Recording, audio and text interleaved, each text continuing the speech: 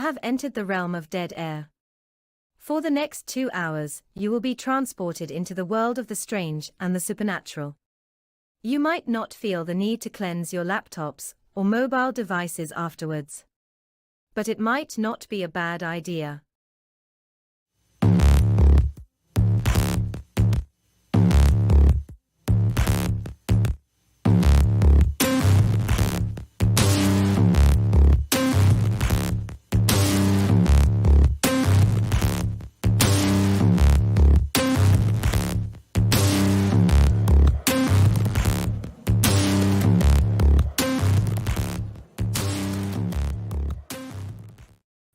Hey, everybody. Good evening and welcome to Dead Air Live on the Dead Air Full Spectrum channel.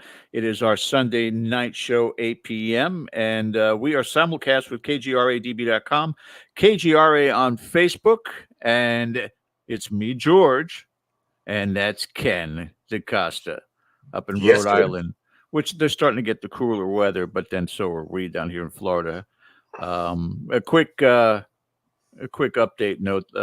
In the spirit of Halloween, I bought a brand new computer screen so that I may look more pale like a ghost. Yes. And it's working. He's just going as Dr. Evil this week. Looking for $1 billion. Are we gonna dress up on the last show before Halloween, Ken? I don't know. That remains to be seen. I know I did that a couple of years ago. Yeah. For a Dark Zone thing. I think I was a zombie, so yeah. I'm undecided at this point. We might come up with something, though. Yeah, I did the Dr. Evil a couple of years back. I don't know if you want to do that again. Oh, that went over well. I think you had Melissa and Jackie on. And you had a bunch of witches from Los Angeles on. I think they appreciated it. Yeah, it was a lot of fun. It was a lot of fun. But thank you guys for joining us tonight. As always, do not forget to hit that subscribe button if you have not done so already. Also, hit that reminder bell. Ken, shake that reminder bell, if you will, for upcoming content. And thumbs up if you enjoy the show that we're providing for you tonight. But yeah, we're doing well in the weather. Might as well go out in style, because the way the world's looking right now, we'll be at war in another week or two. So just if the weather's good in your area, get out, smell the flowers. Enjoy the foliage before, go for a walk. No doubt. Yeah. No, it's the only way to go. Yeah. More positive. We got two old guys right here. We're ready. Having biscuits and tea. That's it. That's all you can do at this point in time. You got to laugh.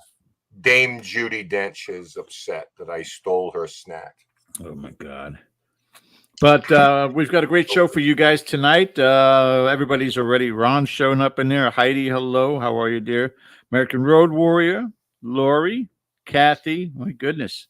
You guys are ready to go tonight, so let's not wait any longer. Ken, if you would like to do the introductions. I sure would. We met these people for the first time. They attended the Ocean State Paracon this year. Wonderful time, except for the rain, but it was nice meeting them all. This are the people from Get Haunted. The Get Haunted Network is a variety of things. They don't put a singular label on themselves because they feel that would be a disservice, because they serve in so many roles. But at its simplest, it would be most accurately described as an honest attempt to build a network and community of people and groups who live for the paranormal. And I got to spend a little bit of time with them at Ocean State, and got to know them a little bit. They are very welcoming people with strong opinions on things. And we're going to talk to them a little bit tonight about the genesis of this group, why it all started, and what they are accomplishing in the paranormal field. So without further delay, let's bring in Sarah and Rob from Get Haunted. Hi, guys. Good evening. Good evening. How are you? Sarah looks very cozy there in her room. I before the show, I said she looked like an iguana basking in her tank, right? She's got sort of looks like a heat lamp. You are correct. He doesn't like my lamp, but it's my sunset lamp and it makes me happy. So we're going with it. Sarah, would you rather look like me? You're very handsome. It's all good. It's all good. Oh, God. So So welcome to the show. First time on with us, guys, and I appreciate that you guys taking the time. Um, and what tends to do so you can explain uh, the relationship that Ken and I have on the show is, we'll give Ken time and then myself some time so that we don't wind up stepping on each other with our guests. But before I turn it over to Ken, for the audience themselves, introduce yourselves and how you got started in the field, because that's always the number one question. It is. It is. I've said it a billion times, and I always feel like I'm forgetting something.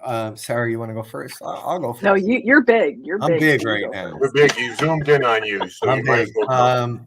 No pressure. Honestly, about 2008. My daughter was born in 2005, right? My dad was really sick, lived with us, so he moved in with us. And those two became best friends. That was his only goddaughter, or granddaughter. And over the next 3 years, he got really sick, was in and out of the hospital, and ultimately, he met his demise. And my kid knew at 2.5. She was like, we decided not to tell her. I came home. She was in her high chair, freaking out, started crying, and she could talk. And she's like, we can't eat dinner. And I was like, why? And she's like, Grandpa's coming to say goodbye to me. So I looked at my ex-wife and I was like, did you tell her? And she's like, no. Did you? I'm like, no, I just got here. Did your mother? Did somebody say? Nobody said anything. So I got her calmed down. And about 10 minutes later, she was like, we can eat now. And I looked at her and I was like, why? And she's like, Grandpa said goodbye to me. It was weird, right? So next few weeks was, the chaos. I hadn't lost a parent at that point. And, you had the wake and the funeral and all those fun things, but weird things started happening in the house, especially around my kid. She made this little shrine to him. She drew these crazy little pictures of him in the house and with this weird squiggle around him saying, help Grandpa Fred. And I was noticing things, seeing shadow, hearing there were bangs, all kinds of crazy stuff, like to the point where it was affecting me. I was clearing the house with a gun. I'm in PA, so we have a lot of guns. Clearing the house at night with a gun. I thought somebody was in the house. And finally, other people started having the experiences. And prior to that, I was at 20 some odd years in a engineering/marketing position for a big Japanese company, spending every day of my life proving things to people all over the world. And I wasn't not a believer, but I certainly wasn't going out looking for this stuff. Right. But like this became really real for me to the point where I was missing work, and I ended up, my boss called me in. He's like, what's going on? And I'm like, dude, I don't even know how to tell you this, but I think my house is on it. Right. And he sent me to his boss who was having issues in their house. And that just started this quest for, we're never going to get the answers. Everybody says quest for answers. We're probably never going to get them. But it got me really, really curious. So I started going on public ghost hunts as much as I could, buying all the gear, doing all the things that people do when they first start. And that's how this journey started for me back in 2008. Okay. I was going to ask how long ago was this? 2008. Okay. However many years that is. Math, 16 years. Yeah. 14. All right, Sarah, why don't you bring us up to date? What's your superhero origin story? Yeah, I'm going to be honest. I don't have one particular story like that. I'm not even really 100% sure what got me started exactly in the paranormal. My mom was very much into, psychics and angels and sort of more that spiritual world. So, I think I grew up around that. I have two older sisters that are 10 and 7 years older than myself. So I was watching scary movies at a really, real too young of an age, really. But I don't have like that one moment that I can think of that really started me into maybe delving into the other side as far as the afterlife. I think I'm so focused on the evolution of where I've come. I know, like, somewhere it started, but where it has landed me, and especially in the last 19 months, it's hard to say. So I would say a good 20, between 25 and 27 years, I've been really just sort of, scary movies, ghosts, tarot cards, psychic mediums, angels, astrology, numerology, like all that stuff sort of touched my life. But I don't have that one particular story, I don't think. I can't really pinpoint that. Yep. No, and I hear you on that, because when I'm asked, it's the same thing. Everybody has a different way they come to it. Some people have an experience, they want to know more. Other Yeah. people are just intellectually curious Yeah. as to what it is. I had an experience when I was 12 or 13 years old, but that's not what vaulted me into it, because by the time I was 8 years old, I wanted to, know about UFOs and things. So Yeah. there doesn't have to be a seminal moment in your Right. life where you just like, and my life changed, because Yeah. everybody comes to it a little bit differently, Yeah. So what I wanted to ask you guys is, why did you think, and let's start with this. Tell us a little bit about Get Haunted, what the mission is, and how and why this particular organization was formed. Oh, that's a good one, Ken. So Um, you in, ask good questions. in other words, Rob and Sarah, it's like, what made you think that there was a need in this field for particularly what you do? So I'll start, right? Normally, look, nobody pitches Get Haunted better than Sarah. And that whole story will evolve here. But going back to about 2019, in this journey of going on all of these different ghost hunts, starting in 08, I started looking for a team. And it was really hard. Every team I reached out to was like, yeah, no thanks. You don't have enough experience, or you don't have enough equipment, or we don't have any openings right now. So initially I started my own team, and it was just a group of people that I had met on different investigations. But then somehow I landed a position as an investigator with a public event company that no longer exists. It's not a secret, but people don't like talking about them. That was in the early days of before they kind of went south. So long story, kind of short, kept doing that. And for me, helping, guests, people that were coming into the field, because it was mostly, newish or first timers coming to events, helping or assisting them towards potentially getting an experience is one of my favorite things in the world to do. There's nothing more satisfying. So did that for a few years, kind of made my way up a bit in the company. But then I started noticing some things that I didn't love, right? Overcrowding and, people not getting contacted back. So we had sort of the weird business side of it. And then I had my own personal struggles with building a team, or even joining a team that I wanted to investigate with. So in 2019, I started Get Haunted as a merch company, because I was selling merch to that other company that I worked for, shirts, hoodies, coasters, you name it, all kinds of fun things.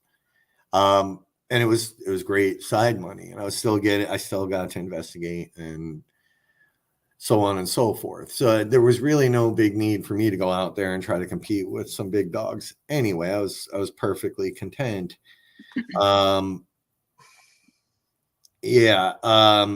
So I actually ended up, in a place you and I are very familiar with, at the farmhouse, and started in 2021 for me.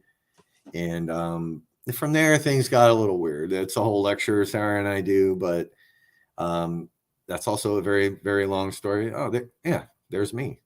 How the hell did you get that? Where is that from? So that's a whole nother show, maybe. But it's definitely a long and really amazing story. And then I quit. I didn't like the way that was going. And what I was seeing in the field at that time, which is sort of towards the end of 2021 was a lot of struggle, a lot of infighting, a lot of being boxed out. Just a lot of things that didn't love, right? So I was, I kind of had quit investigating, but it was Halloween of 21, and I was like, you know what? No, I miss doing this. So I launched Get Haunted officially, and ended up doing, about 15 events in 22, because it was late in 21 when we started booking. But it's also the year, I went on Sarah's show before I ever met Sarah. It was 12/22/21. Pitched Get Haunted to her and what the vision was for me, and it resonated with her. And that's how kind of Sarah enters on stage right. And it just kind of flowed naturally from there. So Ellie, yeah, I have, I'm pretty good friends with Cody and Tori. They're two of my favorite people on the planet. Yeah, so that's kind of how it started, Ken. It was, the vision for me was to build a place where, here's what it was. I'm like, everybody's out there sort of working in silos. We have investigators that are tax accountants. We have investigators that are graphic designers. We have investigators that are equipment builders, and everybody's sort of off doing their thing, siloed.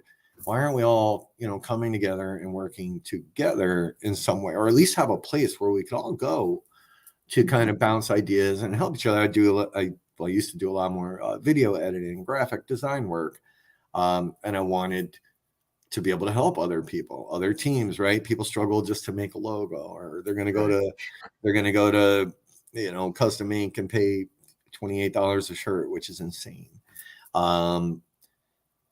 When we can offer that to each other at way more reasonable price, everybody deserves, as Sarah will say, but everybody deserves a fair shot, right? Just because you're a small team of 2 or 3 people doesn't mean you should be backstage or off to the side. So that was the vision for me, and that's what I pitched to Sarah on 12/22/21. And that's how this whole crazy journey started. Sarah, must have worked. You're still here. Well, yeah, came on the show. So Paranormally Blonde was really sort of, it's not sort of, it's a show really about meeting everybody in the paranormal from all corners. It's not, it's from the curious all the way to, if a celebrity is kind enough to give us their time. But it's about listening to everybody. We've had some very interesting people that partake in the paranormal, and to us, to hear everybody's voice, it's really, really important. So when Rob came on and he was describing the network, it was like, oh my God, like, where's this been all my life? Like, for almost 25 years, like, I never really fit in. It was, same struggles as Rob, doors being shut in your face, or, not getting callbacks, or just in general, even on public events, not having other people at the public events wanting to talk to you. It was weird to me. It was like, we're all in this, we're all doing the same thing. We all have this general like of the same thing. And it was really odd to me. So yeah, when Rob described it, I joined the network that night. Like that night after the show, I joined the network, and it was absolutely everything he had said. I think I immediately went on the network and was like, hey, looking for a guest that is proficient in whatever, and bam, people were like, hey, you should get this person on, or hey, this person. So it was like really welcoming. And that was December, and it wasn't until February. So I had, Rob's pretty funny sometimes. So some of his comments back would be funny, but we didn't really have much personal back and forth. But I stuck with the network, and in February, he reached out on a little bit more personal note, with some of his stuff about the Conjuring House. And it kind of sparked just a friendship there of just talking pretty deeply about paranormal. And then I got comfortable probably pretty quick into that conversation and was like, you know what, you need some help on your social media. It's And not what she so said. She said no, she sent me a message. She's like, "Hey, you suck at social media, and I'm going to take over." And I said, "You're right. Have at it." And that's how this Appreciate all your honesty. So she was honest. I Well, was honest. in sum total, it sounds to me like you're a group of investigators who saw a niche out there for public events that people want to go to, and you saw some inequities within that system Mhm. that maybe didn't lend itself to the best experience for Mhm. people who were coming in, overcrowding, overpriced, um, maybe a little bit of a lack of interest for the people who were running these things. And I can speak from someone who, has done this type of thing for a very long time now, that we have always tried to limit it to a small amount of people. And that's been a push and pull sometimes with the location Mhm. because they want 20 instead of 8. They want 40 instead of 10 Mhm. because they're coming at it from a different level. Right. They're coming at it from the dollars and cents level. And I've always thought that the more positive an experience, the best thing you Mhm. can do, social media notwithstanding, is by word of mouth. People will Mhm. say, I had a good time. Yeah. I Mhm. enjoyed myself. Okay. So when you go to these different places, some of them are historically significant. Many of them in your portfolio are. I think this is a very important part of this, and it's underrated. How do you get those doors to open to you? Mhm. As far as like inviting Get Haunted to come and do events. Absolutely. You see a place and you're like, I Mhm. wonder if they would be interested Mhm. in A, B, C, D. What is your approach to contact them and say, are you Mhm. interested in this kind of thing? Yeah. Well, So Rob, you're the secret ingredient there because he has Rob really brings he's very personable and he's really made relationships with a lot of these locations. And I have zero experience with the other company we don't speak of. So there is I have no knowledge really of that yeah, time he spent there. But the time he did spend there, I think that's that one component that they did not realize they had was Rob and his personality and he makes everything when he goes to these locations, it's not a quick in and out for him. He doesn't just go in there, thanks for the location, and gets the hell out. Right. It's truly he's forming relationships there. And I think what I have seen that has truly been a huge asset to Get Haunted is the relationships he built and he sticks by his word. And if we don't, if we didn't sell it an event out, in fact, it's one of the first events I went to for Get Haunted before I was Get Haunted. Um, there was not one ticket sold, and you know what? Rob still shows up to pay that bill, and he doesn't screw that location. So, yeah, I think that's huge. I think that's a huge, that's the network at work. We want to build relationships with these people. We want to know who they are. We don't want just your building. Yes, that's a meeting place for us, but it's about the relationships. Yeah. Well, specifically, a lot of these places, George showed a picture of Hearts of Hall. A lot of Mhm, these places are very historically significant locations. And when you're dealing with an owner, that's one thing, but a lot of times you're dealing with a board and mhm, everybody has a different opinion. So it's important, is it not, to let them know we're not just trying to look at your place like the haunted house down the street. We recognize the historical significance of this place, and we also want to emphasize that as well. We're not just, making a quick buck. We are trying to enhance this location, bring people to this location, tell them about the history of the location.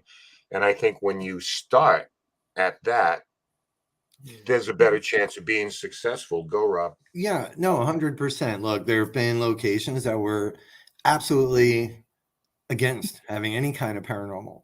Yep. Um, But, I happened to be in town. I called them and I said, hey, let me come over. Let's just talk. And they were like, eh. And I'm like, listen, eventually you may. And even if you don't let us in, if you need help, if you need advice, if you need to bounce some ideas, here's my card. Just call me. I can talk. Look, I tell the story publicly. It's Cashtown Inn and down near Gettysburg. Jeremy is the owner. He's a badass cowboy from Montana. And I was doing my thing, and I had a couple new people with me, and I was like being like, I'm gonna win this one. And he looked at me, he goes, yeah, I don't need you to tell me how to run a business. And I was like, oh God. So I looked down and I thought about it. I'm like, and I looked at him and I was like, well, Jeremy, I didn't think I was, but the offer stands. If you need anything from me, here's my number. You know how to get me. And he's like, nope, I like you. And we were the first event company he let in there. And we're dear friends to this day. I think one of the advantages I had with starting to get haunted was that, for 4 years prior, I bounced everywhere from the Queen Mary up to, Rhode Island into Mass, everywhere, all across the country. And yeah, I got to meet the location owners and I got to understand the other side. Look, at the end of the day, some of them are sort of a machine turning through team after team every year. But some are and need, the farmhouse, including like when Corey and Jim bought that place, we helped put the driveway in and put a new roof on the farmhouse.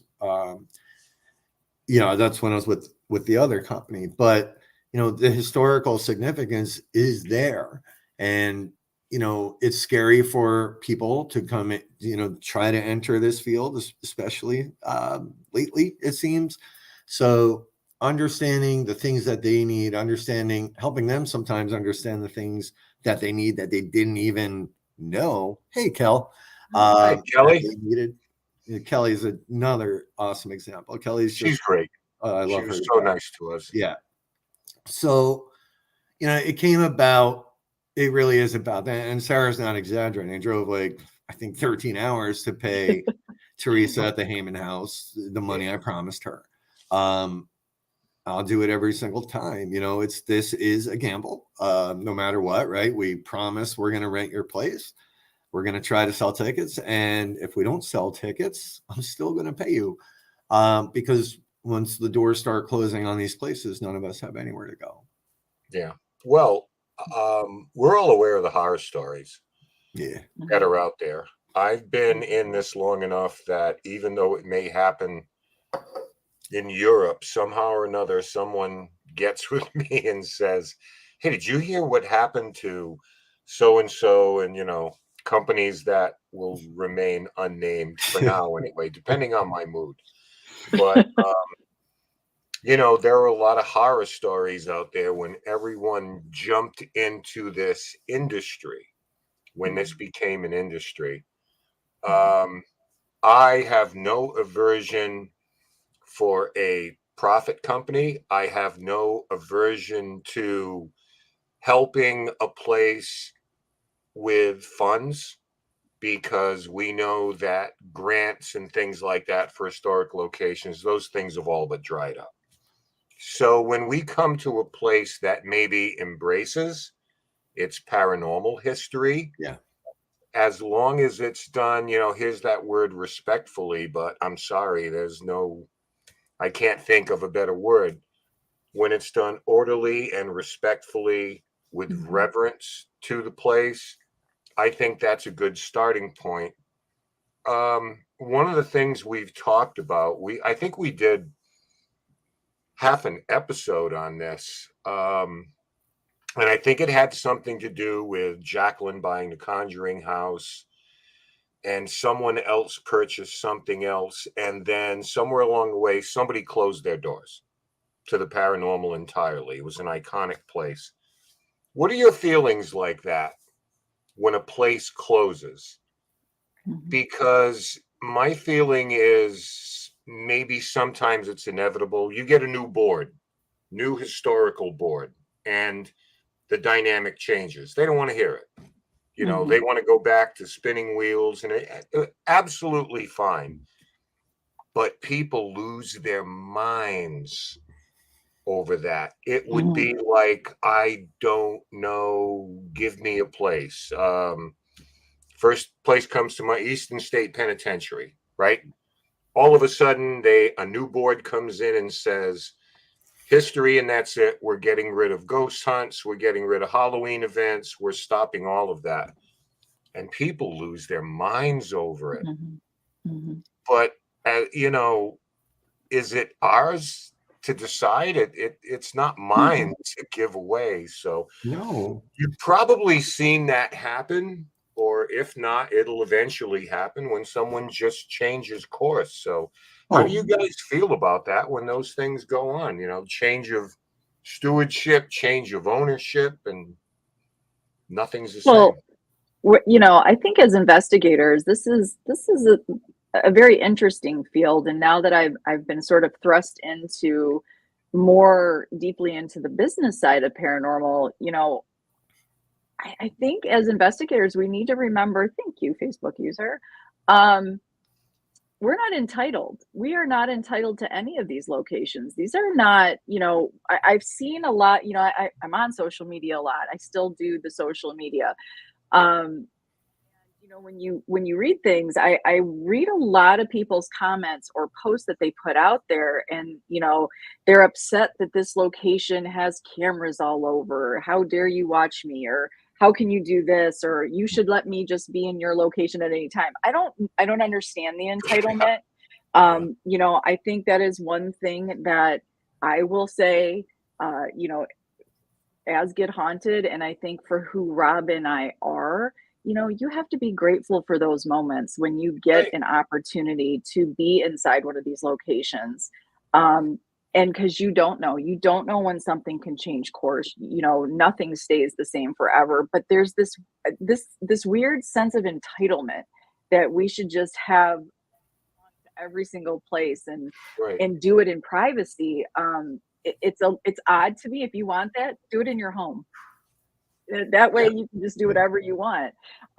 But yeah, I think that to me, it's of course it's disappointing. I think Crescent is one of those, right? Crescent let go of possibly their paranormal side. yeah, Um, that's all done. Yeah. Yeah. yeah, so I mean, I get it. There are locations that people were hoping to go to next year, and now you can't. You know, what are you going to do? You know, you do your best to save them. You do your best to keep them running. But if there was another path for that location to keep the doors open, and if it's strictly historical and forget the paranormal, you know, Well, I guess. there's another part to this too. And Rob, I want to know how you feel about all this, but I just want to throw this in here before I forget. A lot of it is based on past experiences at this place. The groups coming Mhm, in are rowdy and mhm, disrespectful, and you know, sometimes there will be someone connected to the house there to kind of keep an eye on things. Sometimes, if you're lucky, you get your own key code and your own key, and they trust you, but that takes a while Yeah.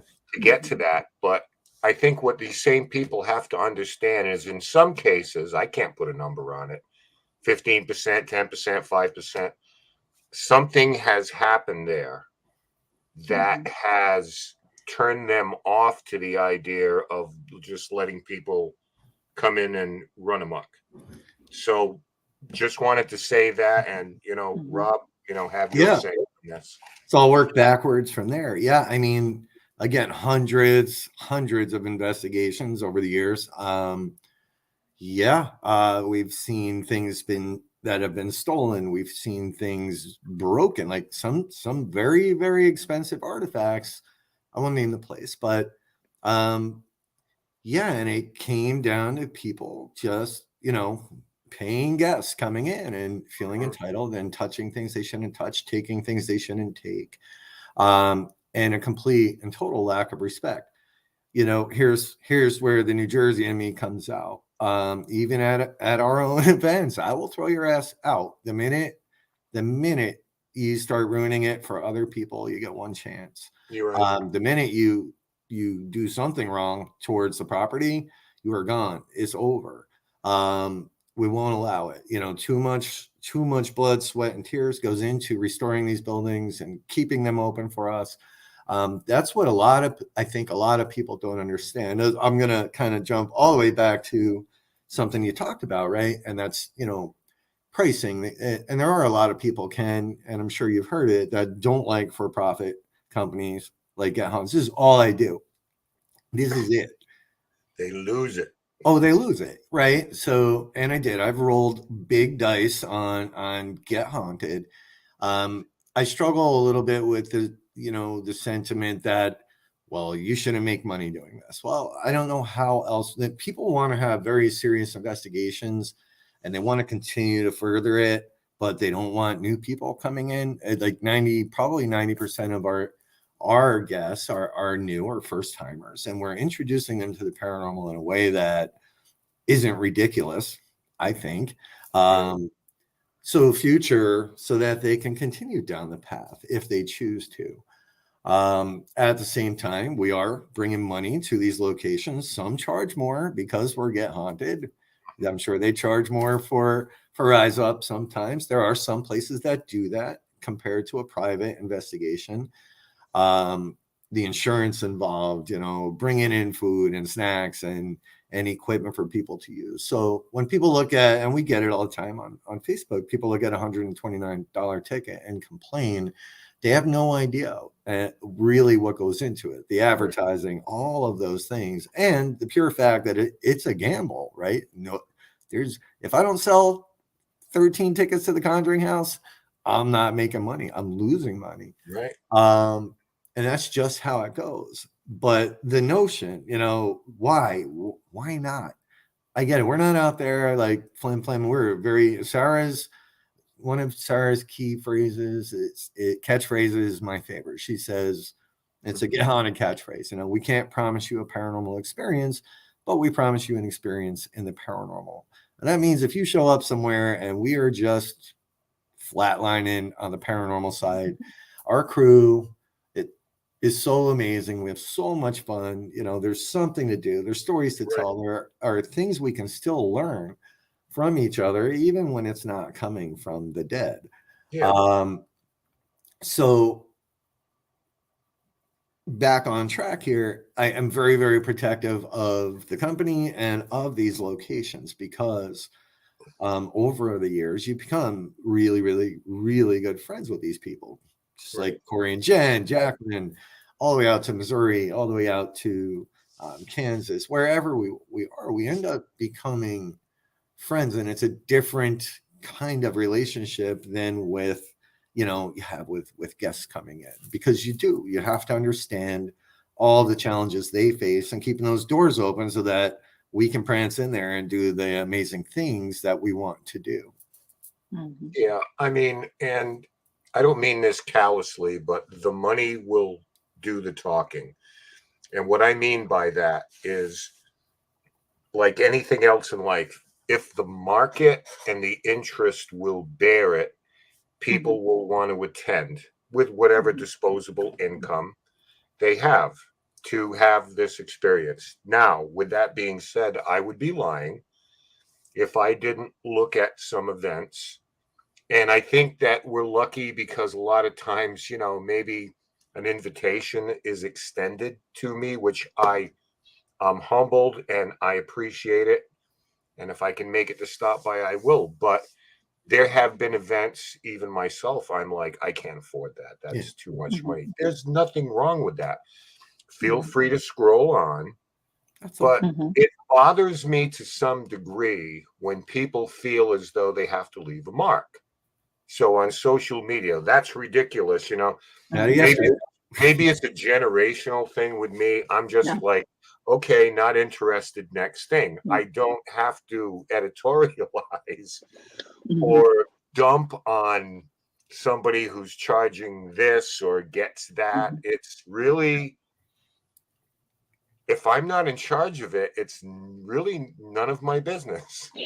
But social media has Yeah, social media though has given the platform for everybody to have their moment to be able to without a full story. You know, if you see the ticket price, 129 is there's a reason. There's a reason why the ticket price is 129, and we do keep the groups smaller, and we do have crew that comes and helps out, and that sometimes that means paying for their lodging, and it's all of this is an expensive endeavor. And so when somebody has that, we just got it actually. I Yeah. feel like in the last week, Rob, we just had Yesterday. that. Somebody commented, commented It like was yesterday. Yeah.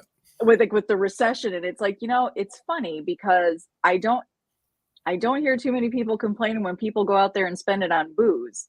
But you put a price on a paranormal ticket and suddenly everybody's got an opinion about it. Listen, we all make our choices in life on what we want to spend our money on. And I will be honest, I think we have had an amazing group of people that have found Get Haunted and have been very happy with what they've gotten for that. And if it's not something you want to spend your money on, you'll find an event out there that you can afford, and good luck and have great time. Absolutely. It's when people, Sarah, go to that next step. The place isn't haunted anyway. Yeah. And it's and now it's like we've left behind it's pricey, and now we start getting into the personal kind of stuff. It's just, folks, scroll on. You're under no obligation to go on this thing any more than you do to get on a boat or an airplane or anything else out there. That's and typically I break. I'm like, okay, you're here 13 hours, boils down to about $10 an hour. So we'll see you there. I usually leave with it's like break it down. Break it down exactly. That's it. All right, I want to bring George back in here. I'm going to be back in a little bit, folks. Thank you for your time. We'll talk in a little bit. Take it away, George. All right. Thank you, Ken. A very special guest tonight, Rob and Sarah from Get Haunted.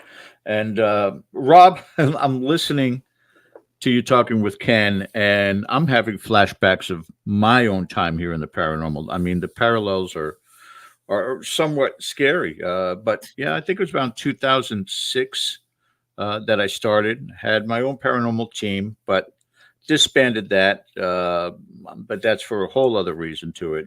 There's the old adage that the scariest thing about the paranormal are people, the living, and residential cases just became more terrifying than the paranormal itself. So stepped away from that.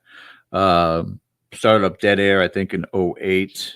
So we've been doing it for strong 15 years on different platforms, and built up that reputation, just like you talked about, both with the paranormal names in this field and the paranormal locations. I mean, between Rolling Hills Asylum in East Bethany, New York, the Stanley Hotel, which is still one of my favorites, Sorrel Weed House. It just, and the list goes on and on when you travel around. But there is one thing absolutely that you spoke of that I always prided myself on, and that was reputation. Yeah. Got to have that good standing with everyone, because again, you want to go back there again without question. And, if you're providing good evidence, that just promotes them that much more. They're happier for it. So I find myself looking at what you've been doing and saying, my God, we pretty much have had the same experiences in this field. Yeah. That being said, for both of you, and I know yours is kind of a different background too, Sarah, but it still kind of falls into here and today. Mm-hmm. How do you avoid the jadedness of what's wrong in the field? Because we know it's broken, and I've kind of been ostracized from the field for quite a while because I've said it on stage. It's broken. But I want your take on what you have discovered is still wrong with this field. Ladies first, Sarah. Oh gosh. I need a drink. Yeah, wow, that you're just going right in there, George. Hey, this is a show to cover things. Yeah. So we want to cover this stuff. Look, if any of the side has followed Get Haunted, then you know. Rob and I have personally gone through some pretty hard times. There was a good, I don't know, Rob, 3 or 4 months, a good solid 3 or 4 months.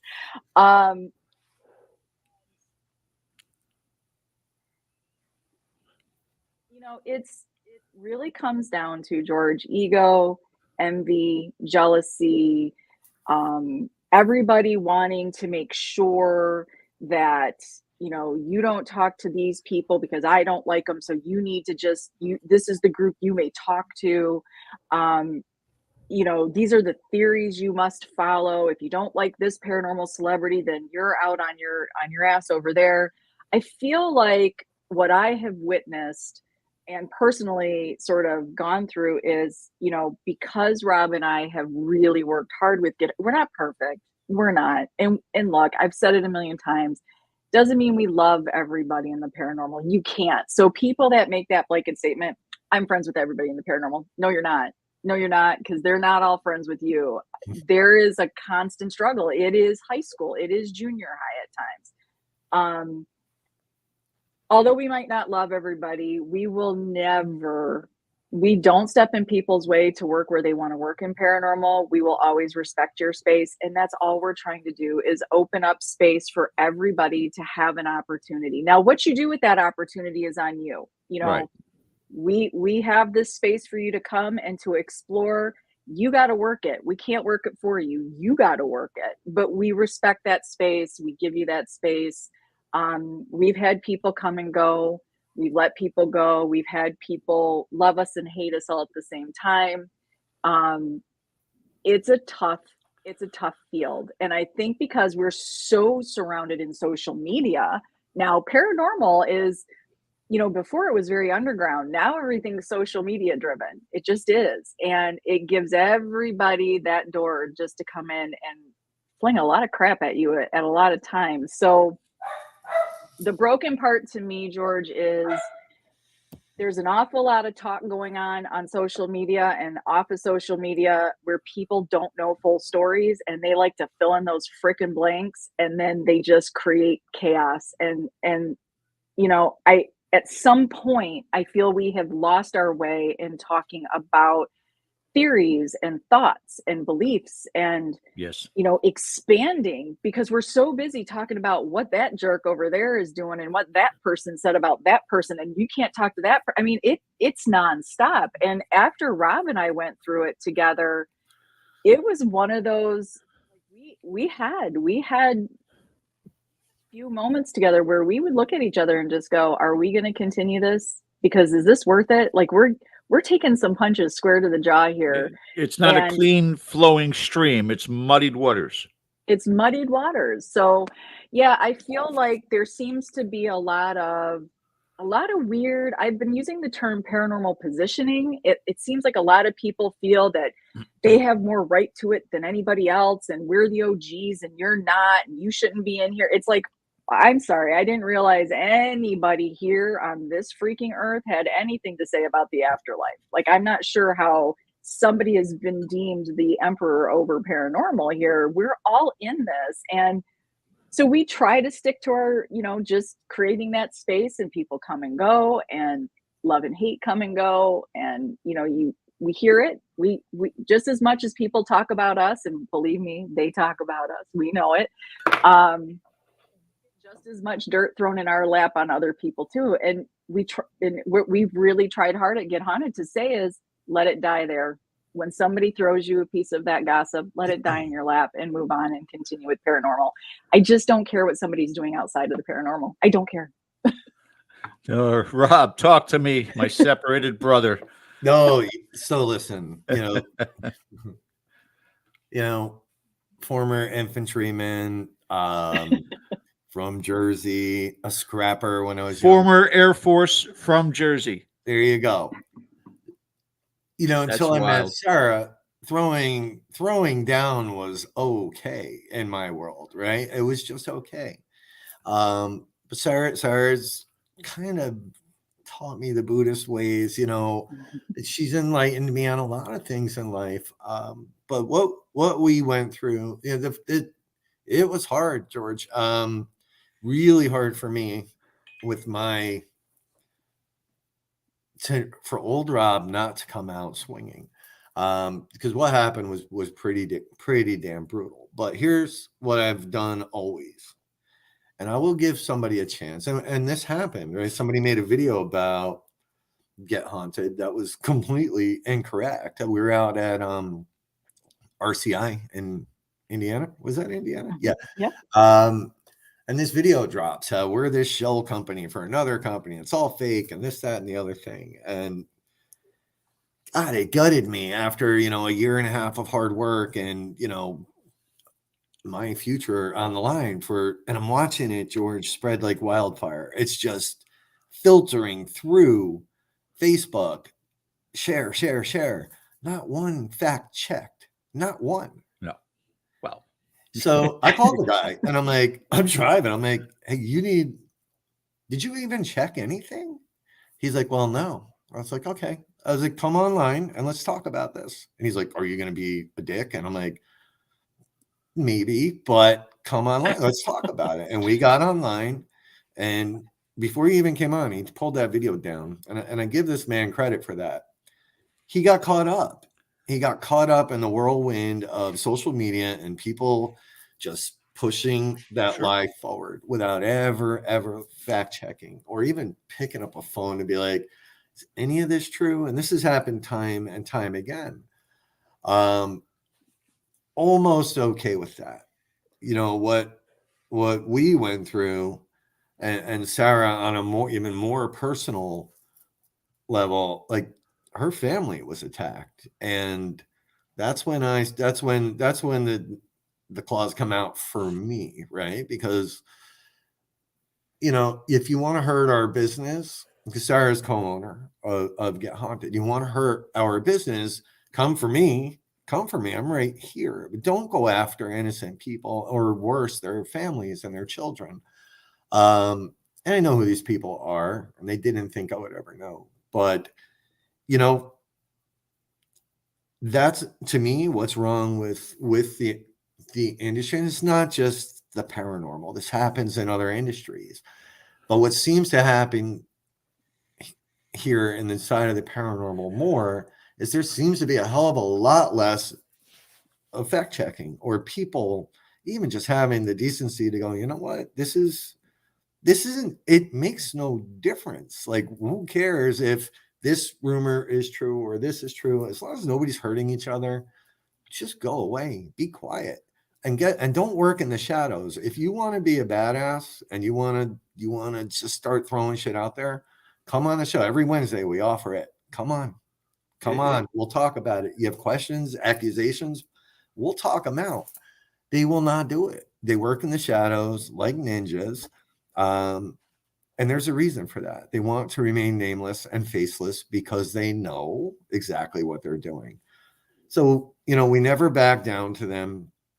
I think some folks in the community look up to us for that. We don't fight back.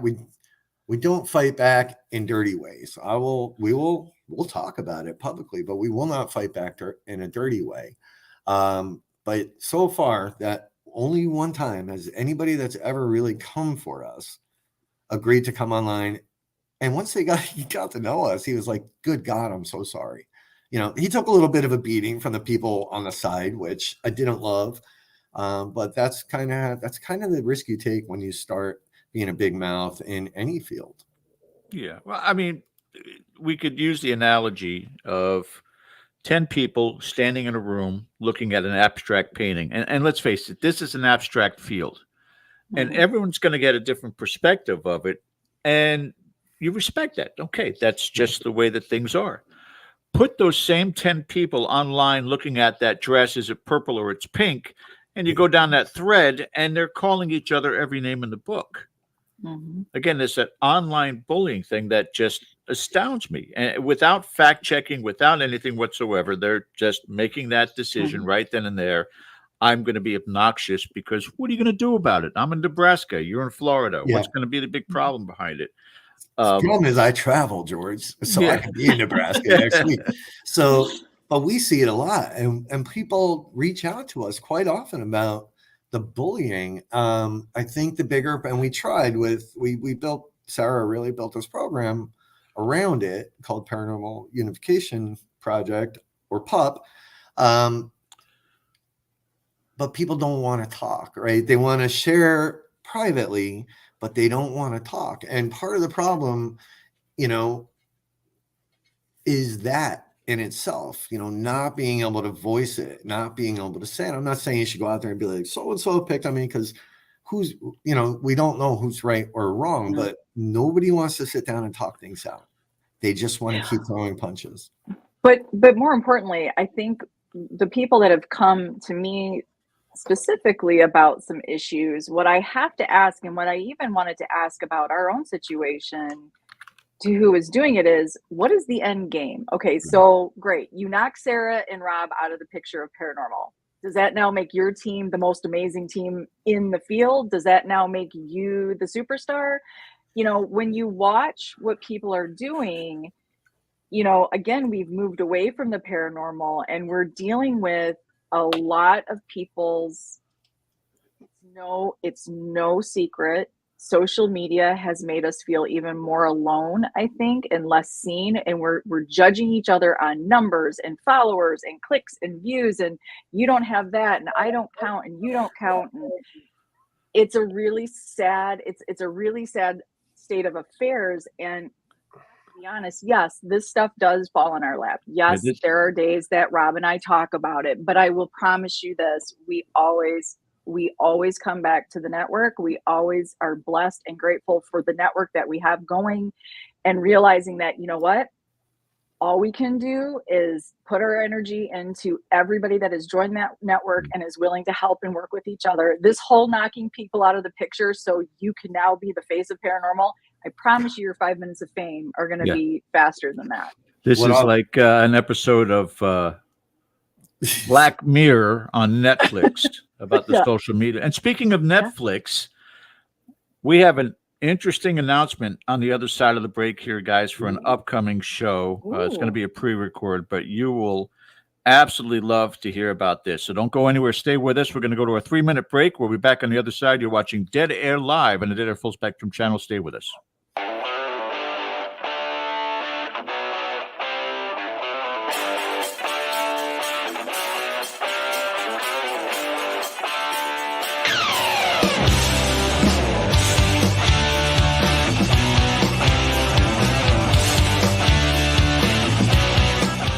Hey members, the new KGRA DB app is now available on iOS and Android devices. Gain on-demand access to any KGRA DB programming. Download any show directly to your mobile device to listen or watch on the go. Go to the App Store and search KGRA DB.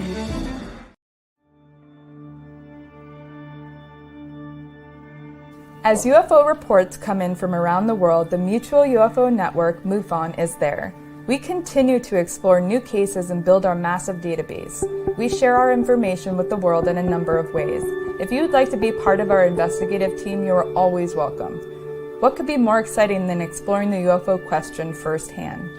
Join MUFON, find your friends.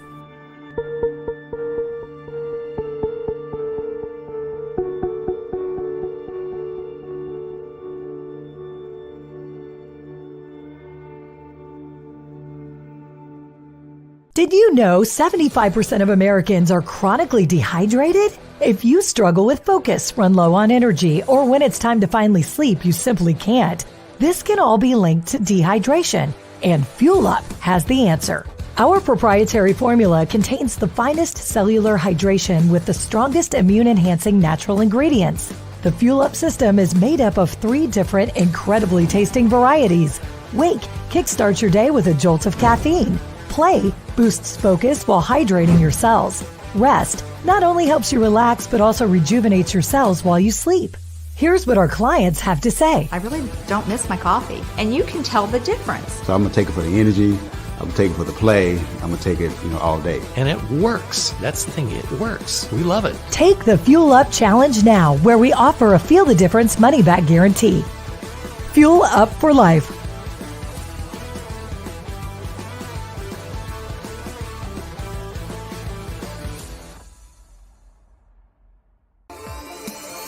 You're listening to the KGRA Digital Broadcasting Network. We provide unparalleled coverage of trending news in the world of ufology, cryptozoology, and paranormal phenomenon. Whether you're watching our video live stream or listening to one of our audio programs, you are getting the best from world-renowned researchers and hosts, guiding you through topics the mainstream won't touch. Miss one of your favorite programs? No problem. Head over to the members area at kgradb.com for access to our massive library of award-winning content. Make contact, stay connected, only at kgradb.com.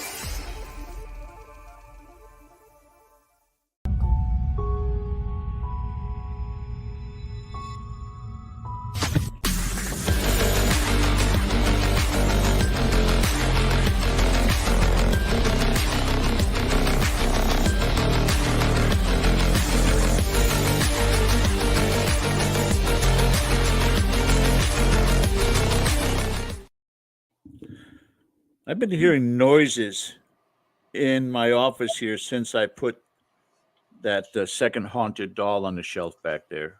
I don't know. Self-inflicted wound, pal. Well, the little one on the bottom, the angel, that's from Waverly. The top one is from the dreaded Curse City. And I don't know, those of you guys that are sensitive or psychic, is there anything you could pick up off of this thing? Again, this was left at Curse City. For those of you regular listeners, know all about Curse City here in Florida.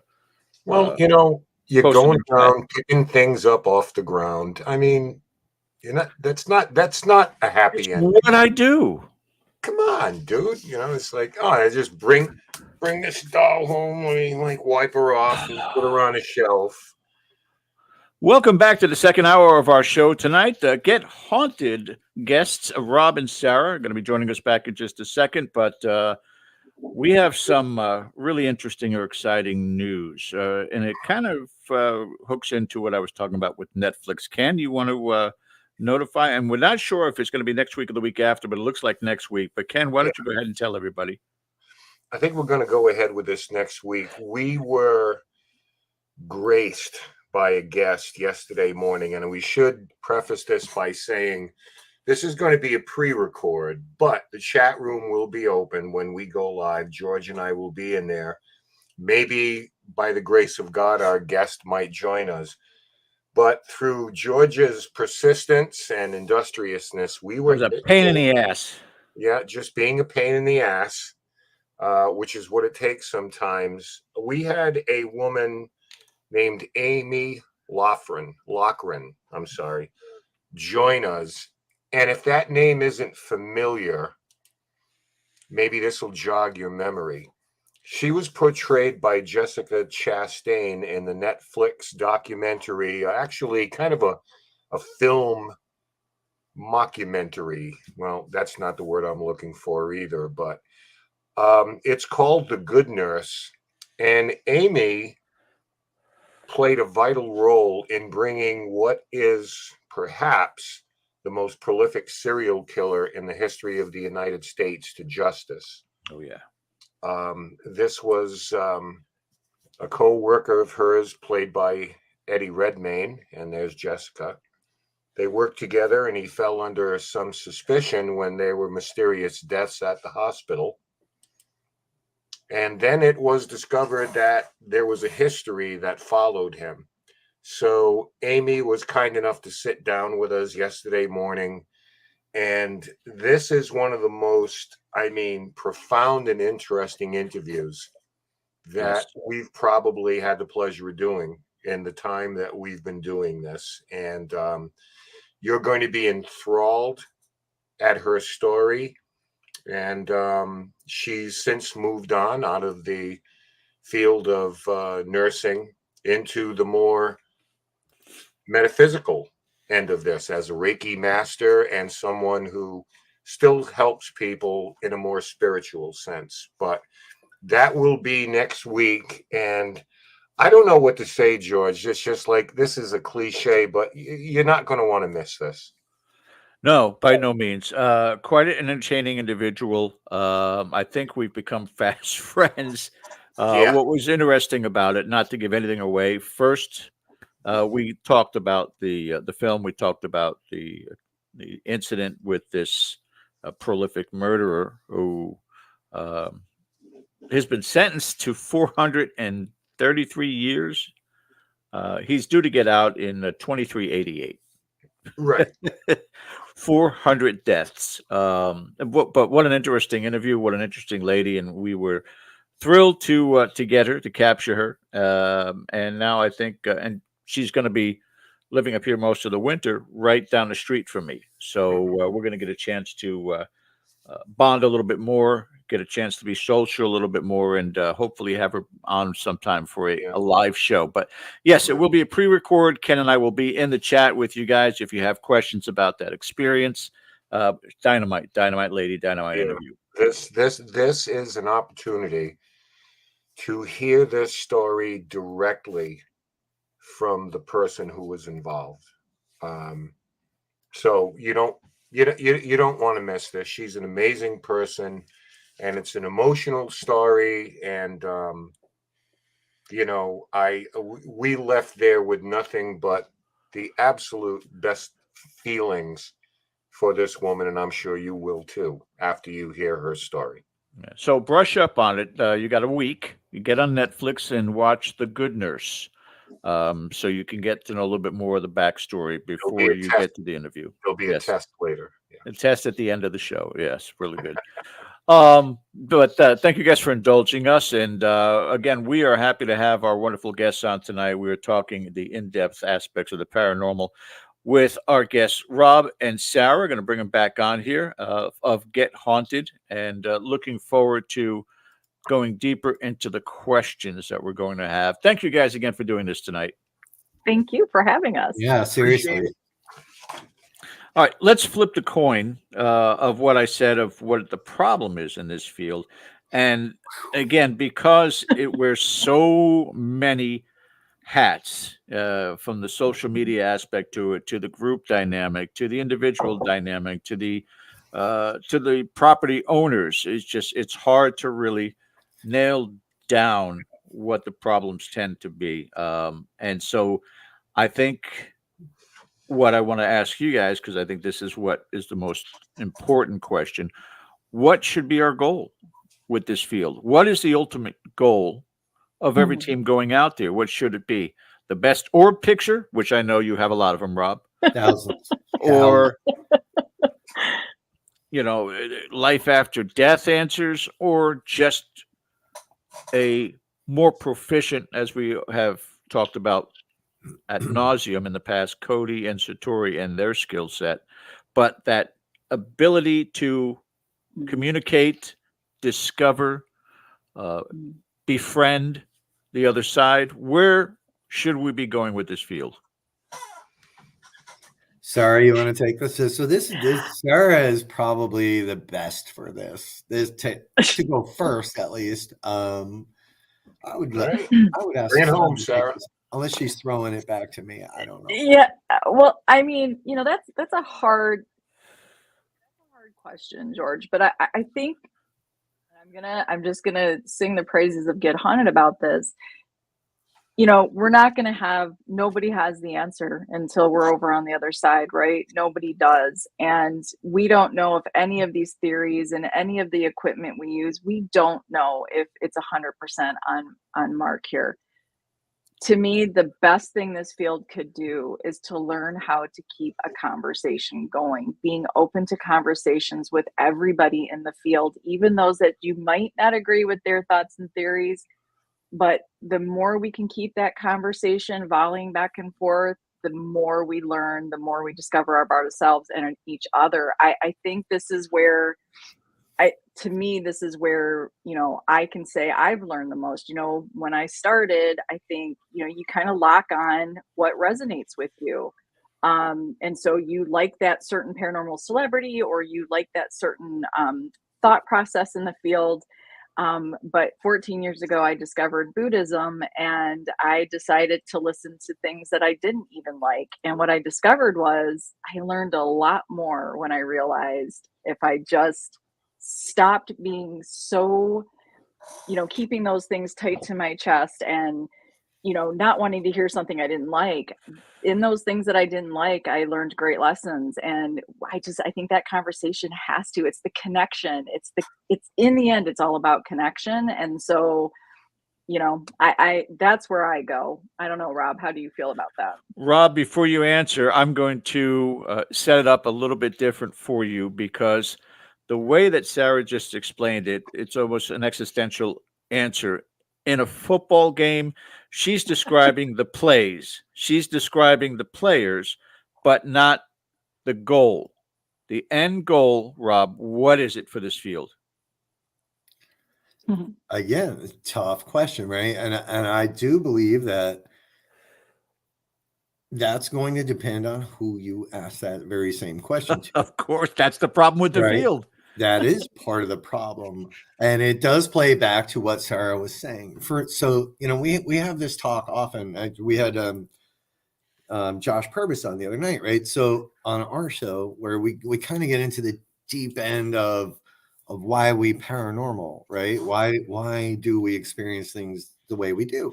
But I believe that there are, if we're going to get really just broad about this, there are the experiencers, and I consider myself one. I know Sarah's one. And then there are the people that are there to document and be regimented. And they're kind of there's this little bit of a divergence there. You're getting warm. Go ahead. Yeah. So, okay. So if you already have the answer, George, then why are you doing this to me? But I prefer, for me, it's about the experience, right? Especially after this whole thing that played out with Sarah and my experiences at the farmhouse. You will never ever get full agreement on anything in this field, and in most fields. So someone could have a picture with George Washington sitting right next to them, handing them a ghost copy of whatever. It's just somebody's going to fight it. Yep. So for me, what I would love to see is more of the community becoming experiencers versus researchers and documentarians. Oh, wow. Shit. Look at me. Thanks for coming, everybody. You could post till your dying breath.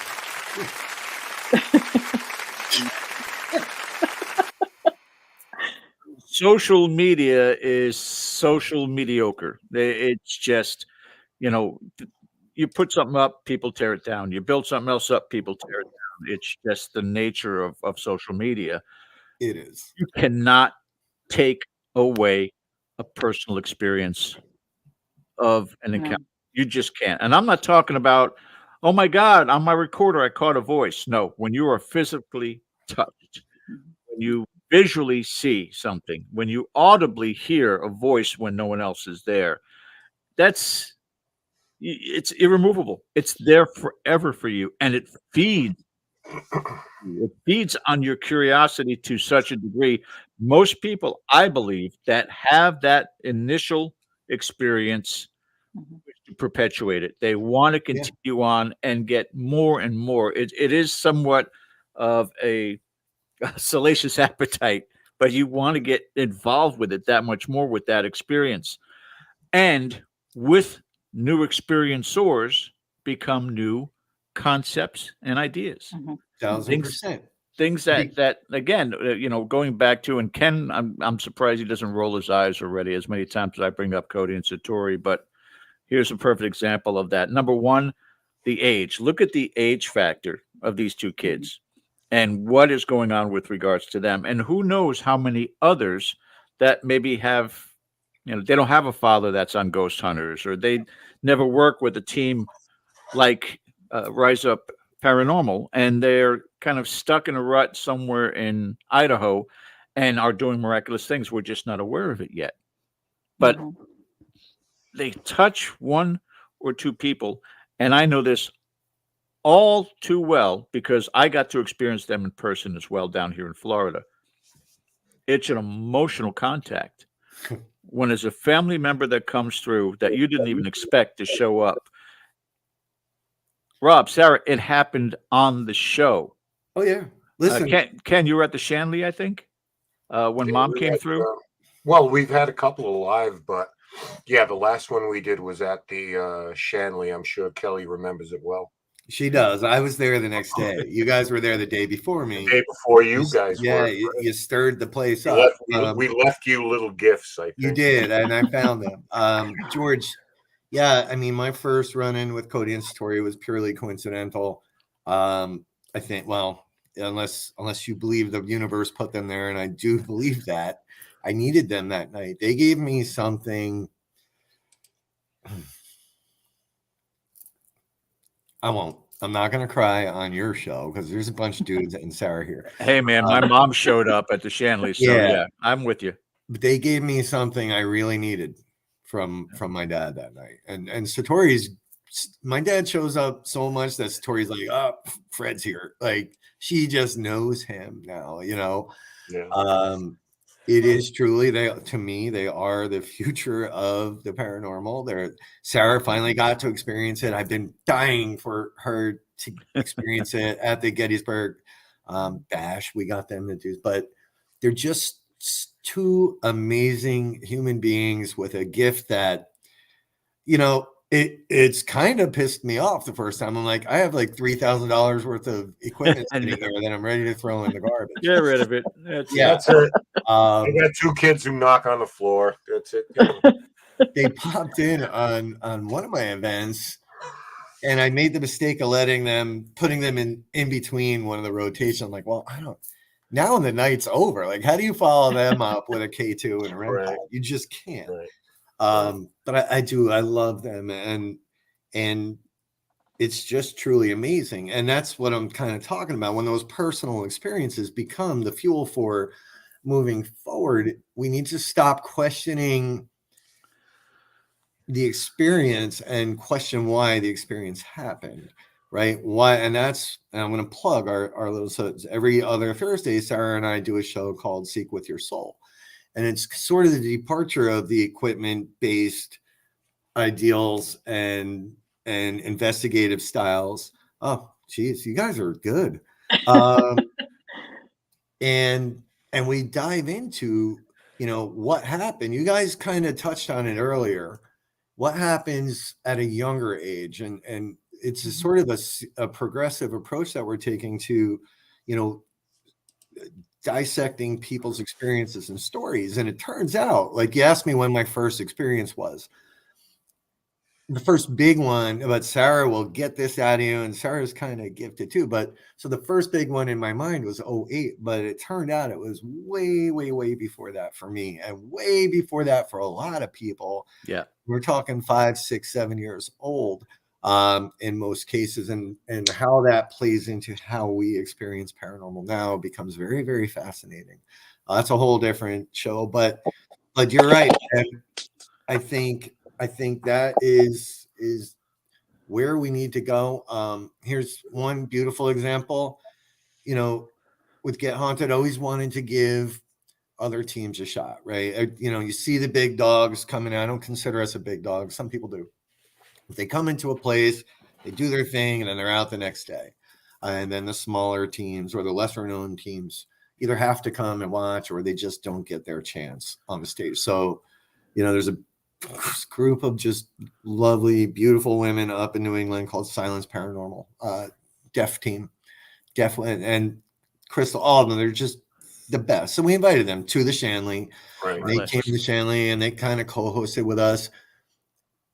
And we went in that basement and they did Estes method using sign language. God bless. And holy shit, we were getting answers. And I'm like, I never, ever would have thought to try that. Never, ever would have thought that was even possible. Right. But to watch them do that and to learn from each other, that's what in my mind, Get Haunted has always been about is, trying to bring everybody together, make this thing work, and give some of the smaller teams a fair shot at having their moment in the spotlight. So Silence Paranormal, amazing team. Try it. Get someone that knows sign language and do Estes method. It might blow your mind. It's really, really cool. The possibilities are endless. We're just discovering. So, Sarah, I want to throw something different at you, though, because you are so much working on social media, whether you're on YouTube, whether you're on TikTok, Instagram, there are a plethora of hoaxers out there. Whether they're great at the computer or they're just tying wire to a door, whatever they're doing, it's out there. I've always looked at it as a necessary evil. I look at the same way with the TV shows as a necessary evil. Is it really legitimate paranormal when you're adding in the music and the editing? And no. But if that gets 10 people a year interested in this field who go out and then they meet a Rise Up Paranormal or they meet your team or, those who will guide them in the direct, it's a win. As far as I'm concerned, it's a win. You scroll through, flip up, whatever you're going to do, click off, go on to the next one. And just, again, it's out of your mind as quickly as you can click it off. An experience and going out with an experienced team raises that bar for that individual so much higher. Yeah. Would you agree? I do agree. And I think, I am strictly on Facebook. I am the person that does the Facebook post. For the most part, I know Rob does some for me as well on Get Hunted. So we have, the social media team working on TikTok and Instagram. And here's the honest truth here is, what I put out on social media for Get Haunted, we are really in the business of encouraging, inspiring, and motivating. It's not our job to pick out the hoaxsters. It's not our jobs to point out who might be doing something better or worse. We just want to make sure that what we're putting out there, like what we're putting out on social media, encourages somebody. And, you brought up sort of the produce side of paranormal. Here we have Forgotten Explorations. It's 3 kids. I call them kids. I'm sure they're men, but they're kids to me. And they're YouTubers, and they've reached out and to work with them and to share our stuff and to see their stuff. Again, we start blending our styles. We start sharing with each other. I think we all learn. So yeah, I think that, introducing, but that's what the network is. It's introducing everybody to everybody that's willing to see what's out there and to sort of get out of that, sort of with the blinders on. Sometimes YouTubers or content creators kind of just focus solely on, like, I'm a TikTok star and that's all I really see. So I don't know. I think for me, what I have seen with Get Haunted, yeah, I'm going to stick with the words encouragers, motivators, inspire. We go out there and inspire people. And yeah, you've probably seen some people change, but if they don't change, I think the field is big enough for everybody. Then they'll find their space and they'll go off and do their thing, and we'll respect that. And hopefully they'll respect what we're doing. Yeah.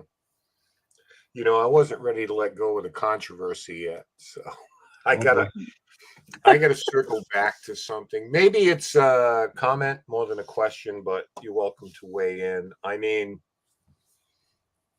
I've had some of that, what you were talking to, as far as before we went to break. Yeah. When we started, I've been, 48 years doing this, like legit, like since I was 18. I call myself an investigator the day I went out and talked to somebody. Reading a book doesn't count. Okay. But when we started this organization in 2007, our mission was, we said, we're going to be the good guys, because things were already getting a little sketchy out there. But we're going to be the good guys. Despite that, there have been a handful of times where I have found myself literally dragged into the drama. like, wait a minute, you're not going to get away so easy here. Yeah. So I've had, too, Rob, things that said that just weren't true, or I never said, or I never felt. Yeah. But somebody creates suddenly you're at the epicenter of some imaginary battle going on out there. That and the thing is, you certainly don't engage, and I don't. I will say, if anything ever happened that hurt my wife or my family, that's my guardrail. I will rain hell and brimstone down on your head if it ever. But I'm not going to, like, over the paranormal. I mean, really? Like, we're going to fight about this. We're going to fight about this out of all the things that are going on. So I just refuse to play that game, but I've been in the middle of that too. And when I'm telling you, people say, do you know it's somebody? And I'm like, I have no idea what. Well, they said, it's like, I don't know why. I mean, I wasn't there. I didn't say it. I didn't do it. I wasn't thinking it. So I think it kind of happens. It sounds very similar, right? We were literally, and I'm not going to go crazy on this, but we were literally dragged into, somebody had created something and somebody wanted us to be guilty of that. And that turned into a pretty massive war, to the point where the person that actually created this video that we were blamed for had to make another video saying, hey, I made that video. Rob didn't do shit. They didn't care. They wanted us to be the bad guys in the worst way. Sarah kept me on the rails because I was ready to rain hellfire down on a whole. It's truly is a handful of people that become the problem. Right. The problem is some of them have very loud voices. But Sarah kept me on the rails. Once it got a little too crazy, it's amazing what a lawyer can do. As soon as lawyers came into the mix, the phone calls started coming. The truth came out. Shit just got real here. Shit got real for several people. And guess what? It stopped. Was it worth the money? For me, it was worth the peace of mind, a little bit of closure. But we learned from it. And I think they learned from it too. And the truth is, right, we still have to be at the same paracons with some of these people, right? They show up and we behave ourselves and we treat them like human beings. Right. We're not going out for beers, but walk by, I'll give you the nod. And we kind of walked away from it, understanding that Get Haunted, that Sarah and I have grown as people in a way that nobody can take that shit away from us. Yeah. We really, really held our heads up high. We did not play dirty. We did not fight dirty, and we stood our ground. At the end of the day, the truth always comes out, right? And sadly, that I think has hurt some of the people that were involved in a couple of these things. But the same time, I think, this is where we have to, and you hope, and we've been very blessed in the network with who does give us their time and energy. Yeah. We're all adults here, for the most part in this field. Yes, there are some younger kids, but for the most part, we're adults here. And if you hear something, and especially, when people might have a comment about Rob and I, look at how we post, look at how we talk, look at how we interact on our shows.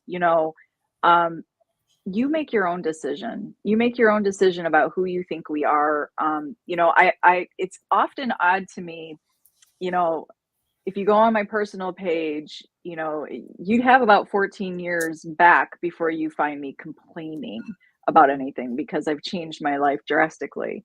But the people that complain or might think that somebody is a jerk, or, oh, Rob and Sarah, they don't do business right or whatever. Well, please go and look how we write, and please look how those complainers write, because you can kind of follow, like, use your brain. Like, watch how people are, watch how people talk, watch what they post about people. If somebody is out there constantly pointing out the bad of everybody, I promise you, I bet you not everybody's bad. They have something to say. It's kind of Yeah. what we've been talking about with social media. You build something up to tear it down. And look, Get Haunted is making changes. We know it. We know we're making waves. We know what the network is creating. We know that people are waking up to some of the games out there.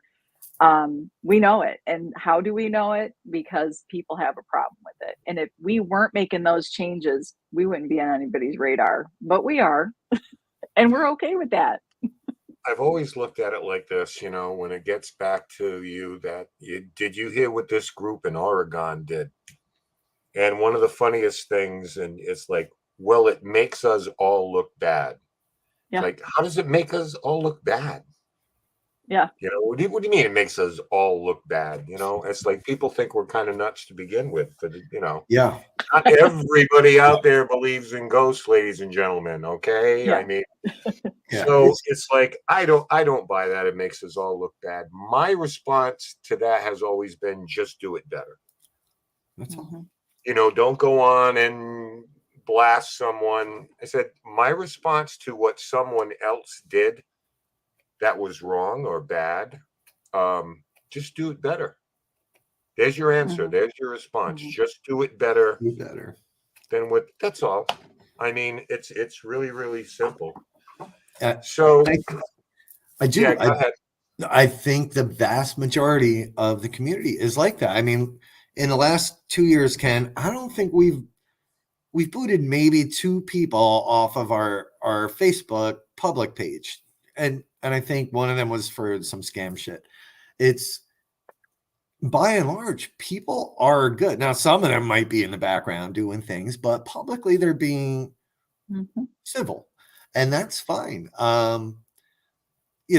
This is the part that bothers me the most. It's the louder voices, which are the handful, that get all the attention, and when that attention gets taken away from deserving teams like Silence Paranormal, like Next of Kin, like P3S, all these different teams that come together to try to further things. So yeah, you're right. Just do better. That's all we can do. But if we start tuning these people out, eventually they'll fade away, or they'll throw a bigger fit that we can't even. There's your response. There's your response. Just do it better. Now, I want to tell you why every time I hear the word para-unity, I hear nails on a chalkboard. Okay. And I'll give you a very quick, simple thing. I hate to be the get off my lawn guy, but back in my day, we just called it getting along with people. Yeah. But now it's a movement, and they fly a banner and wave flags and things like that. My issue with it, why do I have to accept who you are unconditionally just because we share an interest? You don't. I mean, if I said, Sarah, it's like, I like playing. Oh, we play cards all the time. Why don't you come to my house Fridays? We play cards. Okay, I'll be there. So I show up and at your house, and we're playing cards, and then you and the 2 other people we're playing with discover I cheat. So are we going to have a difficult conversation, or are you just going to say, no, we're all trying to do the same thing. We're all trying to win the hand. But he just goes about it in a different way. But we're all working toward the same goal. No, I'm not. I'm cheating you. But because we have the common interest of cards, does that let me off the hook? So I could never understand that weird lack of correlation between those 2 things. It's a pop word. It's a pop word, Ken, right? Para-unity is a pop word. Yeah. And what it seems to say, and we've had this conversation, Rob and I have several times, the people who say that word, the same breath they'll say, it's all about para-unity, but we're not going to allow these people in because for whatever their personal reasons may be, right? And we're a lot like you, Ken. It is we don't use that word and get haunted. Yeah, It's not a why? word we like. Yeah, You know we how many, don't. you know how many Good people are good we've people. you know how many people we've worked with, how many groups we've welcomed, how many relationships we've forged. It's like we're fine, we're okay. To me, para-unity is like, for some people, it's like safe haven. It's a Or deodorant. It's a deodorant for the horrible way they do things. Yeah. And when they're ostracized for it, they're like, "Oh, some para-unity your show," and it's like, dude, you know. Yeah. Or even worse, sometimes it's weaponized, right? It becomes the attack tool. Yeah, we don't use it. We don't like it. We don't even, it does make us cringe. When we have to create buzzwords for just being a decent human being, paranormal equivalent of woke. Yeah. Yeah, good people are good people. And I think, again, when you look at what we've got going on in the network, we have and here's where this is where your unity comes in, and it's community, where somebody has a question. Hey, I'm looking to buy a new recorder. Does anybody have any suggestions? People come in. This is what I got. This is what I got. This is what I like. This is where I get results. Hey guys, I'm looking for somebody to help me with t-shirts. Hey, Get Haunted's here to help you. Or there's these people. Hey, I need a logo made. The reality is there are people out there that aren't threatened to help and to be there for other people. And there are people out there who start the groups. Just look, we started Get Haunted because we know what it feels like to have doors slammed in our face. We know that. When you start a group because this group of people did you wrong and you're going to show them, so we're going to do our own thing that they're not invited to, guys, again, I guess if that makes you happy, we wish you success, but we just don't want to shut that door in anybody's face. So we really do push community. We don't use the word paranormal or para-unity. It is community.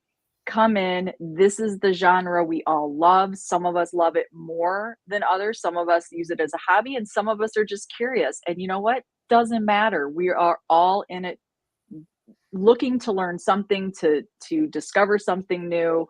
And it's really not about Rob and I here. The network is successful because of who it's attracted. And those people are never, and some of them are here on the side today, and they are just an amazing group of people who will just step up when somebody has a question, a concern, a thought. Doesn't matter. They are right there to answer and talk to you. So, the para-unity thing, you can say it all day long, but let's not overcomplicate it, folks. You know what I mean? Yeah. We're overthinking this. Yeah.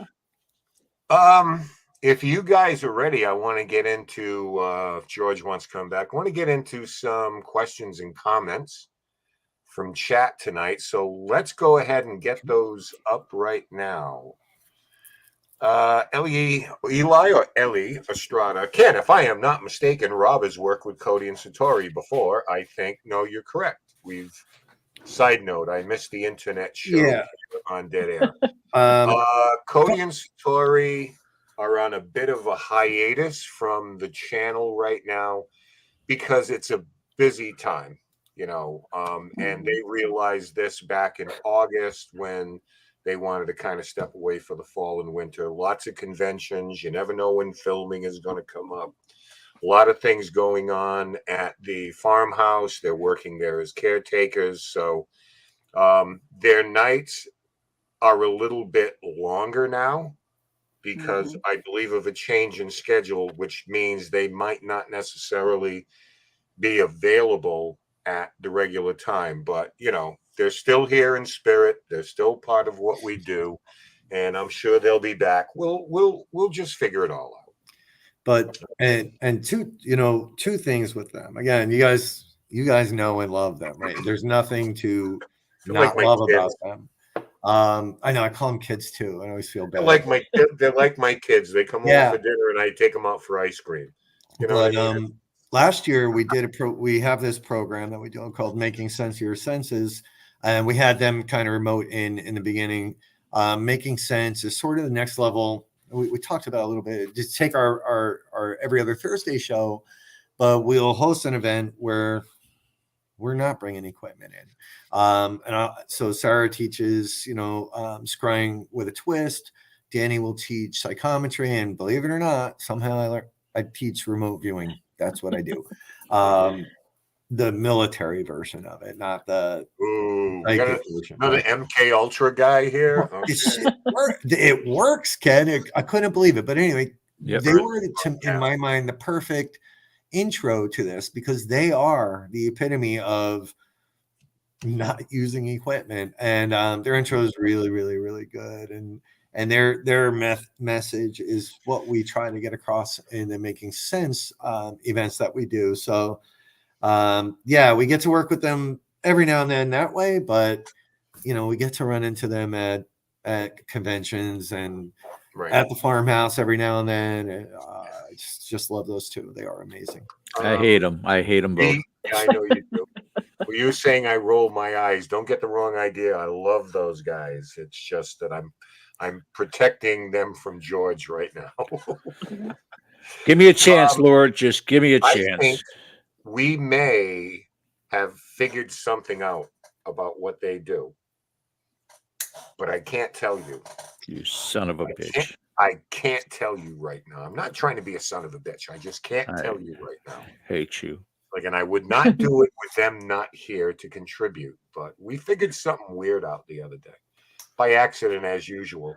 Let's go to Jessica M on the phone. First time, long time.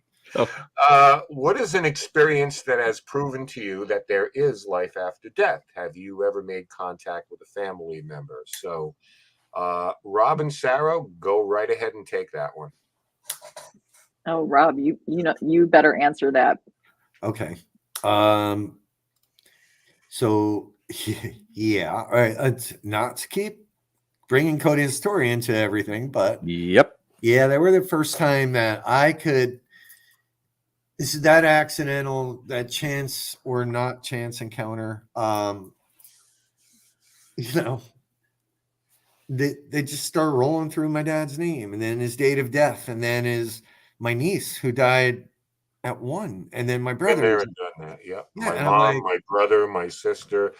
We've all had it, Rob. I'm like, so I'm hawking Satori's feet. She's like, Rob, I'll take my shoes off. I'm like, no, I believe you. I don't want, my brain doesn't want to believe this. So it's just one of those nights. So, but what that gave me was huge, but it also kind of validated some prior experiences for me where I thought maybe it was my dad. Kelly, yeah. And it kind of was. Right now I know. Kelly's son. It's just, if you want that kind of validation, in my mind, they're the ones to go to, if you can. Otherwise, it's sort of a guessing game who we're talking to when we get an EVP or if you're on a Ouija board, oh my God, anything, right? When these two bring out the data and I'm surprised they didn't bring in social security number out. They could have. So for me, that was rock solid proof, kind of changed my whole stance on everything, to be honest with you. The way we typically handle it, and I want to get to you, Sarah, the way we typically handle it, we may have them come into a location we're investigating to introduce ourselves, find out specifically who's there. So are you a man? Are you a woman? Are you an adult? Let's get right to the point. My name is Edward. Okay. So now we can go address Edward. Yep. Yeah. So they introduce us. They're going to try to communicate with you. Are you going to try to communicate with them? Yes. One tap. Now we may not do anything for 2 hours, but we know that they're there. We know that they're trying, and that's a special kind of motivation that you have. And then they go off and they might do their thing in different rooms. And then by the end of the night, come back and just let them know we appreciate it and say goodbye to them. Thank them for, and without question, they'll say good night. Thank you. You're welcome here. But getting back to the question at hand, any specific things, Sarah, that kind of made you like, yeah, there's something else out there? I have an experience that stumbled onto, wasn't even planning this particular, it wasn't really an investigation, more of an exploration of a cemetery, and seemed to have discovered a name and was led to a headstone with that name on it. And see, I go back to, for me, it's all about connections. I think that we open ourselves up to universe. And I noticed somebody had a comment on the side. They said that paranormal is more of a personal exploration, I think, than a universal one. And I agree with that. It is a very personal, very, very personal. However, I do believe that it is universe, and that those connections, I'm big on red threads, and there are reasons why spirits connect with certain people at certain times. And I think that's the part of investigating that sometimes we kind of blow off, because we're looking for something so specific. And it's kind of like what Rob said, when we talk about seek with your soul, it's why do we paranormal the way we do? And why is this experience happening to me? And, not Rob. Rob and I investigate together, and I can have nothing, he can have something, or we can have something, and it's very different to both of us. And, that's the stuff that I love to kind of dive into. I like to dive into, why is Rob seeing this or feeling this, and why is this particular energy coming to me? I don't have it every time. Rob kind of likes to blow up my ability. I don't know if I would never say psychic medium, but there are times that I've walked into places and just know. I don't see things. There's no movie playing. Right. You just know, and you make those connections, and there's validation. Let you know, she'll know names. She'll know. I mean, there have been days I could be sitting here like cutting my toenails, and she'll like, right? So I get a message. Why are you cutting your toenails with scissors? It's like, that's not true. It's not quite that. That's not a true story. Right. But I was giving an example. But she does know things, and she does connect on when we get to different locations, and to the point where she's even shocked some of the location owners, because they'll hold back on some information. Of course. When we investigate, I know there's a lot of people that are like, oh my God, you got to know every piece of history before you go in there. Don't love that. I don't, because I feel like we're creating this framework that we're going to try to fit an experience into. So we don't do a whole lot of that sometimes before we go. Some places you can't help it, and it is actually the problem, like the farmhouse, right? Where there you got the history, but then you got the stories attached to the house. Which there's certain places, I mean, they're out there. You just can't escape it. But, it's interesting. But Sarah connects. Sarah has blown people's minds with the things she knows. And I'm blowing it up, Sarah. That's it. It's the truth. Sorry. It's like, I'm the opposite. I want to know everything. Oh, and George, give me the big screen for all you Cody and Satori fans out there. Oh, there you go. Okay. All right. So they're here with us, like I said, in spirit. There you go. Paranormalcouple.com. Wow. It's like flying a balloon overhead. Eric, our other ghost hunt is afraid of holding hands and asking for taps. I'll answer that for all of us. Everybody who's ever seen them tries to do what they do, but I will tell you something. I've seen them both pet a dog at the same time, and there's taps. I have held hands in between and took each one of their hands. There's taps in between, as long as they're that connection. So we may be trying to figure some of that out. Here is a good question. We get about 5 minutes, George? Less than that. We got to cut quick, though. Go ahead. Yep. How does the spirit communicate when they have no physical form? Oh, we're all connecting through consciousness, and telepathy is my belief. I think that is, consciousness goes out, when we pass. And look, that never ends. That is out there, and I think it's a big, beautiful thing. That's just my opinion. I think, and that's Ron. Ron's out in Minnesota. Ron, I would say the same way that you can talk to someone on the telephone if they're not there physically. We assume they have no physical form, but on a different level, a different dimensional plane, they describe themselves as I'm wearing a hat and I have legs and arms, but they're just not present in our physical realm. So, I know that's kind of a meta answer, but hey, that's my story, and I'm sticking to it, I guess. Rob? I'm with that. Look, Sarah's my boss, basically. So no, it used to be different, but with my whole journey the last 2 years, yeah, it's what it is. They don't need a physical form, but absolutely agree with the both of them. Yeah, I don't care what they or how they say it. I just care what they have to say. That's an important part for it. You just gotta listen. Rob, Sarah, I want to give you guys the last 3 minutes to do some plugging and promoting, whether it's locations you guys going to, or if people want to keep in contact with you. How do they go about it? Oh, well, everybody come join the Get Haunted Network public page and the Get Haunted main page on Facebook.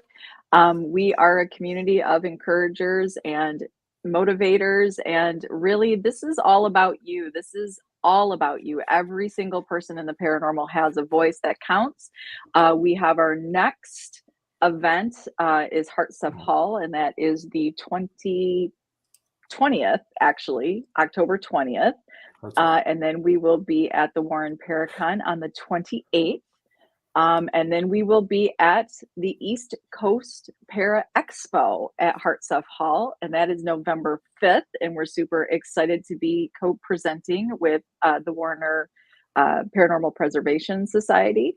And then we do have White Hill, but that's sold out. So really, we do have a couple tickets left for Heart Stuff. So just go to gethaunted.com and go to the events, and you can get a ticket there. And we're giving away two tickets, one from Paranormally Blonde and one from Get Haunted. If you sign up for the event at Heart Stuff Hall, your name goes into a drawing for one of the 2 tickets for the Warren Paracon. We're going to buy you a ticket to go. Check it out. Did I miss anything, Rob? Yeah. I may grab that Heart Stuff. Matt's invited me already. So you got to go. Nice. You got to go. I might show up. Go, yeah, Rob. you did miss something. If you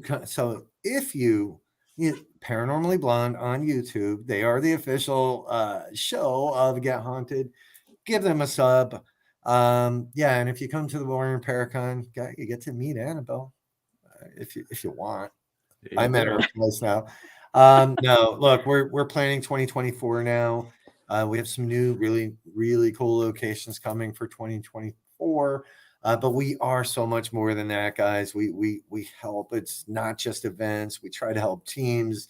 Everybody should have merch. We do cool laser engraving and printing and silkscreen, you name it. I know you're probably out of time, so I'm going to shut up. Well, I appreciate it, guys. And I know that the audience appreciates it too. They really enjoyed.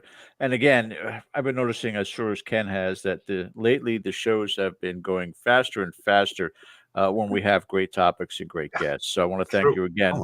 We're all out of time. You guys have, again, you have homework on Netflix. Watch The Good Nurse for our pre-record show next week. We'll be in chat with you guys. Until then, thank you so much for watching. Hey, guys, don't hang up just yet. Rob, Sarah, stay with us. You've been watching Dead Air Live on a Dead Air Full Spectrum channel. Have a great night. Good night.